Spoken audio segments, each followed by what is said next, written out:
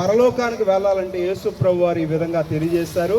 నేనే మార్గమును సత్యమును జీవమును, నా ద్వారా తప్ప ఎవడును తండ్రి వద్దకు రాడని తెలియజేశారు. కాబట్టి పరలోకానికి వెళ్ళాలంటే, ముక్తిని సంపాదించుకోవాలంటే, మోక్షాన్ని సంపాదించుకోవాలంటే యేసు ప్రభు మార్గమైన సత్యదేవుడు అనే సత్యాన్ని మీకు తెలియజేస్తూ ఉన్నాం. కాబట్టి యేసు ప్రభు దగ్గరికి రండి, నిత్య జీవానికి పరలోక రాజ్యానికి వారసులు కండి.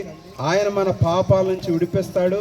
మరి పాపం పోవాలన్నా పరలోకం దక్కాలన్నా యేసు ప్రభు మానవ జాతిని రక్షించడానికి ఆయన ఈ లోకంలో మానవ రూపిగా శరీరధారిగా అవతరించి మానవ పాప ప్రక్షాళన నిమిత్తం కలవరశిలలో మరణించి సమాధి చేయబడి 3వ దినాన్ని మృత్యుంజయుడై తిరిగి లేచారు.